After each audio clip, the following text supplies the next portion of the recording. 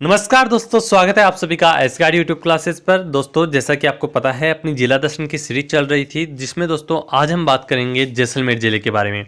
दोस्तों, आपको पता होगा कि हम हर वीडियो के अंदर जिस भी जिले की बात कर रहे हैं, संपूर्ण चर्चा कर रहे हैं, प्रत्येक फैक्ट की बात कर रहे हैं, जहां जहां से एग्जाम में क्वेश्चन बनते हैं। तो दोस्तों, आज जैसलमेर जिले के बारे में भी उसी प्रकार हम बात करेंगे। सभी क्वेश्चन जो एग्जाम में बन सकते हैं, उन सभी का समावेश मैंने इस वीडियो के अंदर आपके लिए कर दिया है। तो दोस्तों, बने रहिए मेरे साथ वीडियो के लास्ट तक। बात करें अब जैसलमेर की, तो दोस्तों जैसलमेर को राजस्थान की स्वर्ण नगरी के नाम से भी जाना जाता है। राजस्थान की स्वर्ण नगरी के उपनाम से प्रसिद्ध है। राजस्थान के जैसलमेर शहर को 1155 ईस्वी में राव जैसल द्वारा बसाया गया था। दोस्तों, राव जैसल के द्वारा जैसलमेर शहर की स्थापना करी गई। जैसलमेर के किले की नींव 12 जुलाई 1155 को रखी गई थी। जो जैसलमेर जो किला है दोस्तों, वो त्रिकुट पहाड़ी पर बना हुआ है, और इसी त्रिकुट पहाड़ी को दोस्तों गोडाहारी पहाड़ी भी कहा जाता है। तथा इसलिए जिस त्रिकुट पहाड़ी पर बना हुआ है ये जैसलमेर का किला, इस कारण इस जैसलमेर के किले के उपनाम क्या हो गए दोस्तों? त्रिकुटगढ़, इसके अलावा त्रिकुटांचल, इसके अलावा दोस्तों गोढ़हरा, क्योंकि दोस्तों त्रिकुट पहाड़ी को गोढ़हरे पहाड़ी भी कहा जाता है, इस कारण इसको गोढ़हरा गढ़ भी कहा जाने लगा। तो अब बात कर लेते हैं दोस्तों जैसलमेर के उपनामों की या प्राचीन नामों की, जहां से दोस्तों बहुत ज़्यादा क्वेश्चन बनते हैं। बहुत बार दोस्तों जैसलमेर जिले के उपनामों से क्वेश्चन बन चुका है, तो आपको ध्यान से देखने हैं जैसलमेर के उपनाम। इसको दोस्तों पीले पत्थरों का शहर भी कहा जाता है दोस्तों। इसके अलावा अभी मैंने फर्स्ट लाइन में आपको बताया, राजस्थान की स्वर्ण नगरी भी कहा जाता है, हवेलियों का शहर शहर भी कहा जाता है इसको, राजस्थान का अंडमान भी कहा जाता है, म्यूजियम सिटी भी कहा जाता है, जरोखों की नगरी भी कहा जाता है इसको। इसके अलावा दोस्तों रेगिस्तान का गुलाब भी कहा जाता है, पंखों की नगरी कहा जाता है, गलियों का शहर भी दोस्तों जैसलमेर को कहा जाता है। दोस्तों, यहाँ पर दोस्तों पीली मिट्टी है, पीले पत्थर हैं, इस कारण पीला किसका कलर होता है दोस्तों? सोने का। इसी कारण दोस्तों इसको सोने की नगरी या राजस्थान की स्वर्ण नगरी कहा जाने लगा। इसके बाद बात करें दोस्तों जैसलमेर के प्राचीन नामों की, यानी कि पहले किन नामों से जाना जाता था, तो दोस्तों इसको मांड प्रदेश कहा जाता था। इसके अलावा वल्ल प्रदेश और दुंगल प्रदेश आदि नामों से दोस्तों, आदि ये प्रदेश हैं जिनको दोस्तों पहले जैसलमेर के नाम से पुकारा जाता था। यानी कि जैसलमेर को जो प्राचीन नाम है वो है दोस्तों मांड, वल और दुंगल।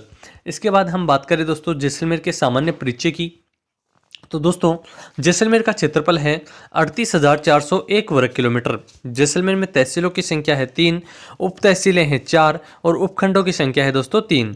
अब बात करें जैसलमेर की मानचित्र के अंदर जो अक्षांशीय है और देशांतर स्थिति है उसकी, तो दोस्तों अक्षांशीय विस्तार है जैसलमेर का 26 डिग्री 5 मिनट उत्तरी अक्षांश से 28 डिग्री उत्तरी अक्षांश तक। इसके बाद बात करें देशांतरी स्थिति की या देशांतरी विस्तार की, तो 69 डिग्री 30 मिनट पूर्वी देशांतर से 70 डिग्री पूर्वी देशांतर तक दोस्तों जैसलमेर जिले के मानचित्र में स्थिति है। कई बार पूछ लिया जाता है दोस्तों क्वेश्चन, जैसे कि बहुत बार ज़्यादातर ये क्वेश्चन पूछा जाता है 78 डिग्री किस जिले से होकर गुजरती है, तो दोस्तों 78 डिग्री गुजरती है दोस्तों धौलपुर जिले से होकर के। इस प्रकार क्वेश्चन पूछ लिया जाता है, तो दोस्तों अक्षांश और देशांतरी विस्तार को भी आपको ध्यान में रखना है। इसके बाद हम बात करें जैसलमेर जिले के विधानसभा क्षेत्र की, तो 2 विधानसभा क्षेत्र हैं। विधानसभा क्षेत्रों का मतलब दोस्तों उस जिले से कितने विधायक बनकर आते हैं, तो 2 विधायक बनकर के आते हैं जैसलमेर से, एक तो जैसलमेर खुद सिटी से और एक पोखरण से। ये 2 दोस्तों विधानसभा क्षेत्र हैं। इसके बाद हम बात करेंगे 2011 की जनगणना के अनुसार जैसलमेर जिले की जनसंख्या की, घनत्व की, लिंगानुपात की और साक्षरता के आंकड़ों की। साक्षरता में हम दोस्तों पुरुष साक्षरता और महिला साक्षरता देखेंगे। तो दोस्तों बात करें जैसलमेर की कुल जनसंख्या की, तो ये है दोस्तों 6,69,919 व्यक्ति। जैसलमेर की लिंगानुपात की बात करें तो दोस्तों 852 लड़कियां हैं प्रति 1000 लड़कों पर। लिंगानुपात प्रति 1000 लड़कों पर निकाला जाता है दोस्तों। 1000 लड़कों पर कितनी लड़कियां हैं वो उस क्षेत्र की या उस जिले की, उस शहर की लिंगानुपात के अंदर होता है। जैसलमेर में जनसंख्या घनत्व की बात करें तो दोस्तों राजस्थान राज्य के 33 जिलों में सबसे कम जो जनसंख्या घनत्व है वो जैसलमेर का ही है। यानी कि दोस्तों 17 व्यक्ति प्रति वर्ग किलोमीटर में निवास करते हैं। यानी कि जैसलमेर में आपको 1 किलोमीटर में मात्र लगभग 17 व्यक्ति के आसपास देखने को मिलेंगे, और न्यूनतम जनसंख्या घनत्व है जैसलमेर का। जैसलमेर की साक्षरता दर है 57.2%। जैसलमेर में पुरुष साक्षरता दर है 72% और जैसलमेर में महिला साक्षरता दर है 38.7%। इसके बाद बात करें जैसलमेर जिले के प्रमुख मेले और त्योहारों की, तो दोस्तों वैसाखी का मेला यहाँ आयोजित होता है। यह मेला वैसाखी जैसलमेर में वैशाख पूर्णिमा को भरता है। इसके अलावा है दोस्तों पर्यटक मरु मेला। यह मेला जैसलमेर जिले में जैसलमेर एवं सम स्थानों पर माघ शुक्ल त्रयोदशी एवं पूर्णिमा को तक दोस्तों ये भरता है मेला। इसके बाद में है तेमड़ी राय मेला। दोस्तों तेमड़ी राय जो मेला है, यह मेला तेमड़ी राय मंदिर में जैसलमेर में भरता है। रामदेवरा मेला, ये इंपॉर्टेंट है दोस्तों जैसलमेर से। यह मेला जैसलमेर जिले की पोखरण तहसील में रामदेवरा यानी कि रूणेचा नामक स्थान पर भाद्रपद शुक्ल द्वितीया से एकादशी तक ये मेला आयोजित होता है, रामदेवरा का मेला। इसके बाद में है चुंगी तीर्थ मेला। तो दोस्तों जो चुंगी तीर्थ मेला है, यह मेला चुंगी तीर्थ पर भीलों की डाणी जैसलमेर में भाद्रपद शुक्ल चतुर्थी को भरता है दोस्तों। इसके बाद हम बात करें जैसलमेर के प्रमुख मंदिरों की, तो दोस्तों यहाँ पर प्रमुख मंदिरों में आता है रामदेवरा मंदिर। यह मंदिर जैसलमेर जिले की पोखरण तहसील के निकट रूणेचा, जिसको हम रामदेवरा भी कहते हैं, रामदेवरा के अंदर ये रामदेवरा मंदिर स्थित है। इस मंदिर के प्रति लोगों में इतनी श्रद्धा है कि लोग जाति एवं धर्म के आधार पर भेदभाव न करते हुए दूर दराज तक सभी क्षेत्रों से सभी समुदायों के लोग पूजा अर्चना एवं दर्शन करने के लिए इस मंदिर में आते हैं दोस्तों। यानी कि दोस्तों सांप्रदायिक सद्भाव इस मंदिर में देखने को मिलता है। अलग अलग धर्मों के लोग दूर दराज क्षेत्रों से दोस्तों इस मंदिर में दोस्तों दर्शनों के लिए आते हैं। इसलिए यह मंदिर राष्ट्रीय एकता एवं सांप्रदायिक सद्भाव का मुख्य केंद्र माना जाता है दोस्तों। इस मंदिर के पुजारी तंवर जाति के राजपूत होते हैं तथा बाबा रामदेव जी के तीर्थ यात्रियों को जात्रु कहा जाता है दोस्तों। बाबा रामदेव जी के जो तीर्थ यात्री होते हैं वो जात्रु कहलाते हैं। रामदेव जी ने रामदेवरा से कुछ ही दूरी पर स्थित पंचपीपली में, कुछ ही दूरी पर दोस्तों रामदेवरा से स्थित है पंचपीपली। इस पंचपीपली में 5 पीरों को पर्चा दिया था। रामदेव जी को प्रिय श्वेत तथा नीले घोड़े चढ़ाए जाते हैं। रामदेव जी को कौन से घोड़े चढ़ाए जाते हैं दोस्तों? नीले घोड़े और सफ़ेद घोड़े। इसके बाद हम बात करें रामदेव जी ने कामड़िया पंथ चलाया था दोस्तों। ये क्वेश्चन पूछा हुआ है, कामड़िया पंथ किसने चलाया? रामदेव जी ने। भैरव राक्षस का वध किया था। रामदेव जी को चढ़ाई जाने वाली 5 रंगों की ध्वजा को क्या कहते हैं दोस्तों? नेजा कहते हैं। पुजारी दोस्तों रिकिया कहलाते हैं तथा जागरण को जम्मा कहते हैं दोस्तों। रामदेव जी के जागरण को जम्मा कहते हैं, पुजारी को रिकिया कहते हैं। ध्वजा जो 5 रंगों की होती है उसे नेजा कहा जाता है दोस्तों। और तेजा जी को नीले घोड़े चढ़ाए जाते हैं तथा सफ़ेद घोड़े चढ़ाए जाते हैं। रामदेव जी ने कामड़िया पंथ चलाया, ये जैसा कि अभी मैंने आपको बताया। इसके बाद में है अमर सागर जैन मंदिर। जैसलमेर में अमर सागर तालाब के किनारे 1871 ईस्वी में बना अमर सागर जैन मंदिर एक भव्य जैन मंदिर है दोस्तों। यह मंदिर शिल्पकला की दृष्टि से एक उत्कृष्ट नमूना है दोस्तों। इसके बाद हम बात करें लक्ष्मी नारायण मंदिर की, तो लक्ष्मी नारायण जो मंदिर है वो लक्ष्मी नारायण जी के मंदिर का निर्माण महाराजा बेरीसाल ने करवाया था 1437 ईस्वी के अंदर। जैसलमेर के शासक स्वयं को लक्ष्मी नारायण जी का दीवान मानते हैं तथा उसको अपना शासक मानते थे दोस्तों। इसके बाद में है लोदरवा के पार्श्वनाथ मंदिर। यह प्राचीन युगल प्रेमी मुम्मल एवं महेंद्रा का प्रणय स्थल है दोस्तों। इसके बाद में है तनोट माता का मंदिर, इंपॉर्टेंट है दोस्तों, इससे भी कई बार क्वेश्चन पूछ लिया जाता है। तनोट माता की पूजा सीमा सुरक्षा बल के जवान यानी कि BSF के जवान करते हैं दोस्तों। बॉर्डर सिक्योरिटी फोर्स के जवान, सीमा सुरक्षा बल के जवान करते हैं तनोट माता की पूजा। यह राजस्थान का एकमात्र ऐसा मंदिर है जो सेना के अधीन है दोस्तों। तनोट माता के इस मंदिर के सामने भारत पाकिस्तान का जो 1965 का युद्ध था उसकी विजय स्तंभ भी लगा हुआ है इसके मंदिर के जस्ट सामने। उपनाम है दोस्तों इस मंदिर के भोजाश्री, सैनिकों की देवी, रुमाली देवी, थार की वैष्णो देवी, देगराय आदि दोस्तों तनोट माता के मंदिर को नाम जाने जाते हैं इस नाम से। इसके बाद में है स्वांगिया माता का मंदिर। स्वांगिया माता का मंदिर दोस्तों, इन्हें जैसलमेर के भाटी राजवंश की कुलदेवी कहा जाता है। स्वांगिया माता को भाटी राजवंश की कुलदेवी है। इन्हें स्वांगिया माता, सांगिया माता तथा सुग्गा माता आदि नामों से भी पुकारा जाता है। इसके बाद में है दोस्तों हिंगलाज माता का मंदिर। गढ़सीसर जैसलमेर में स्थित हिंगलाज माता के इस मंदिर में माता की पूजा राजस्थान का क्षत्रिय एवं चारण समाज करता है दोस्तों। हिंगलाज माता का मूल मंदिर जो है वो बलूचिस्तान पाकिस्तान में है। ऐसा माना जाता है कि हिंगलाज माता के दर्शन करने एवं पूजा करने से चर्म रोग दूर हो जाते हैं दोस्तों। जो दोस्तों जितने भी चमड़ी से संबंधित रोग होते हैं वो रोग दूर हो जाते हैं दोस्तों हिंगलाज माता के दर्शन करने से। इसके बाद में है जैसलमेर जिले के दर्शनीय स्थल और पर्यटन स्थल। तो दोस्तों इसमें आता है सबसे पहले जैसलमेर दुर्ग, जिसको क्या कहा जाता है? सोनार का किला भी कहा जाता है। इसके बाद हम बात करें जैसलमेर दुर्ग की, तो जैसलमेर दुर्ग की नींव महारावल जैसल देव ने 12 जुलाई 1155 में रखी थी तथा इनकी मृत्यु हो जाने पर इसका अधिकतर निर्माण कार्य उनके पुत्र एवं उत्तराधिकारी शालिवाहन द्वितीय ने करवाया था दोस्तों। जो जैसलमेर दुर्ग है उसका निर्माण कार्य पूर्ण या कहें हम अधिकतर निर्माण कार्य किसने करवाया? शालिवाहन द्वितीय ने करवाया था। जैसलमेर दुर्ग को बनाने में चूने का प्रयोग नहीं किया गया है, चूने का प्रयोग भी नहीं हुआ है, तो जल का प्रयोग भी यहाँ पर नहीं हुआ है। यह दुर्ग पीले पत्थरों से बना होने से स्वर्णिम आभा लिए हुए प्रतीत होता है, इसलिए इसे सोनार किला कहा जाने लगा। दोस्तों अभी मैं आपको बता दूं, इसमें चूने का प्रयोग नहीं हुआ है, तो आप सोच रहे होंगे कि इसका निर्माण हुआ कैसे। तो दोस्तों इसमें पत्थरों को एक दूसरे के अंदर फंसा फंसा करके इसका निर्माण किया गया है। इसके बाद में हम बात करें, यह दुर्ग पीले पत्थरों से बना होने से दोस्तों स्वर्णिम आभा यानी कि सोने जैसा आभा लिए हुए प्रतीत होता है, सोने जैसी चमक लिए हुए ये दिखाई देता है, इसलिए इसे सोनार का किला कहा जाने लगा। सोनार का किला कहा जाने लगा इसको। जैसलमेर दुर्ग के उपनामों की अगर हम बात करें तो दोस्तों इसको सोनार का किला कहा जाता है, त्रिकुटगढ़ कहा जाता है, जैसा कि अभी मैंने बताया कि त्रिकुट पहाड़ी पर ये बना हुआ है, रेगिस्तान का गुलाब कहा जाता है, गलियों का दुर्ग भी कहा जाता है, जैसाणगढ़ भी कहा जाता है, स्वर्णगिरी भी कहा जाता है, पश्चिमी सीमा का प्रहरी भी कहा जाता है, त्रिकुटांचल भी कहा जाता है, गोडहरा भी कहा जाता है इसको।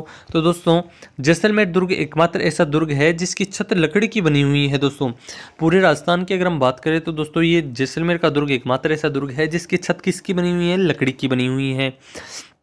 यह विशाल दुर्ग अंगड़ाई लेते हुए शेर के समान प्रतीत होता है। इस दुर्ग में 99 बुर्जे हैं। दोस्तों इस दुर्ग के लिए एक कहावत प्रचलित है कि यहाँ पत्थर के पैर, लोहे का शरीर और काठ के घोड़े पर सवार होकर ही पहुंचा जा सकता है। पत्थर के पैर होने चाहिए, यहाँ पर जाने के लिए लोहे का शरीर हो और काठ के घोड़े पर सवार होकर ही पहुंचा जा सकता है। जैसलमेर दुर्ग के प्रवेश द्वार कौन कौन से हैं दोस्तों, वो है अक्षय पोल, सूरज पोल, गणेश पोल, हवा पोल आदि।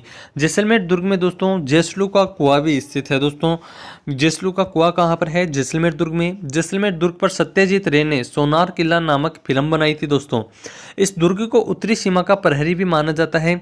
जैसलमेर दुर्ग राजस्थान में चित्तौड़गढ़ दुर्ग के बाद दूसरा सबसे बड़ा लिविंग फोर्ट है। दोस्तों दूसरा सबसे बड़ा जीवित किला अगर कहें तो दोस्तों वो है चित्तौड़गढ़ दुर्ग, और इसके बाद चित्तौड़गढ़ दुर्ग नहीं दोस्तों, जैसलमेर दुर्ग। और अगर बात करें सबसे बड़ा लिविंग फोर्ट या पहला लिविंग फोर्ट तो वह है चित्तौड़गढ़ का दुर्ग। इसके बाद हम बात करें जैसलमेर दुर्ग के 2.5 साकों की। जैसलमेर दुर्ग के अंदर 2.5 साके हुए हैं दोस्तों, वो किस प्रकार हुए हैं और कौन कौन से हुए हैं बात कर लेते हैं। तो जैसलमेर का प्रथम जो साका है दोस्तों, वो जैसलमेर का प्रथम साका जैसलमेर के भाटी शासक मूलराज एवं दिल्ली सुल्तान अलाउद्दीन खिलजी के मध्य 1313 के मध्य युद्ध हुआ, जिसमें मूलराज ने केसरिया एवं रानियों ने जौहर किया था। दोस्तों जैसलमेर का जो प्रथम साका हुआ था वो 1313 ईस्वी में हुआ था, और इसके अंदर दोस्तों उस समय जो जैसलमेर के राजा थे वो थे मूलराज, और अलाउद्दीन खिलजी ने दोस्तों यहाँ पर आक्रमण किया। उस समय दोस्तों मूलराज ने केसरिया किया और रानियों ने जौहर किया। यह हुआ जैसलमेर का प्रथम साका। जैसलमेर का दूसरे साके की अगर हम बात करें तो रावल दुदा यानी कि महारावल दुर्जन साल तथा दिल्ली के सुल्तान फिरोज शाह तुगलक के मध्य 1357 में युद्ध लड़ा गया, जिसमें केसरिया एवं जौहर हुआ। यह जैसलमेर का द्वितीय साका था। दोस्तों साका होता क्या है दोस्तों, साका होता है जहां पर केसरिया और जौहर दोनों प्रक्रियाएं हों या दोनों हों, वहां पर साका कहा जाता है। अब केसरिया क्या होता है दोस्तों, केसरिया कहा जाता है जब कोई राजा को ऐसा लगे कि हम सामने वाले दुश्मन से, विरोधी से जीतने में असक्षम है, तो दोस्तों राजा अपने ऊपर केसरिया धारण करता है और दोस्तों उसके सामने मर मिटने के लिए तैयार हो जाता है, तो उसको तो कहा जाता है केसरिया। और दोस्तों जब केसरिया होता है तो दोस्तों जब राजा की मृत्यु हो जाती है या राजा वीरगति को प्राप्त हो जाता है, उस समय दोस्तों जितनी भी रानियाँ होती हैं वो जौहर यानी कि या तो जल जौहर कर लेती हैं या अग्नि जौहर कर लेती हैं, यानी कि उसमें स्वयं को उसमें अपना बलिदान दे देती हैं। तो दोस्तों वो होता है जौहर। अब जो भी ये दोनों होते हैं तो दोस्तों वो कहलाता है साका। इसके बाद हम बात करें जैसलमेर का ये द्वितीय साका हो गया। तो तृतीय साके या तृतीय अर्ध साके की हम बात करेंगे। तीसरा साका अर्ध साका हुआ था जैसलमेर के राव लूणकरण एवं कंधार के राजपूत शासक अमीर अली के मध्य।